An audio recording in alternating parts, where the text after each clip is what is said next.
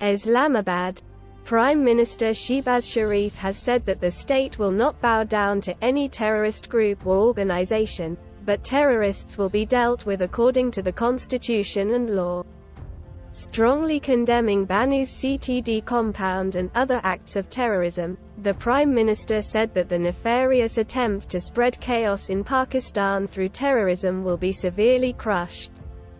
Terrorism is a sensitive issue of national security. It needs collective thinking and action plan. The state will not bow down to any terrorist group or organization. They will be dealt with according to the constitution and law. The Prime Minister said that the federal government will also address the external facilitation and shelters of terrorists. The whole nation will end terrorism side by side with its brave forces. The Prime Minister paid tribute to the spirit and determination of the forces fighting terrorism. For those injured in terrorist incidents, the Prime Minister directed to pray for speedy recovery and provide the best treatment facilities, saying that the sacrifices of the martyrs will not be wasted.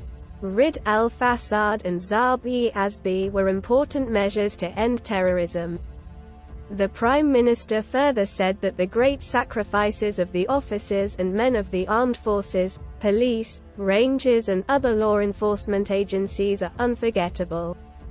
The main responsibility of law and order lies with the provinces, but the Federation cannot turn a blind eye to these serious problems.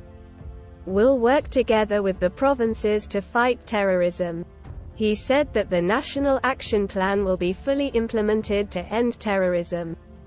Increasing the capacity and efficiency of the provincial government is important for the eradication of terrorism.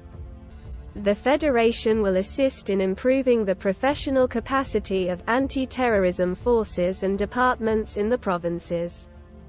The Prime Minister said that Khyber Pakhtunkhwa will work on the reorganization of Counter Terrorism Department. In this regard, they will fulfill all the needs of their forces.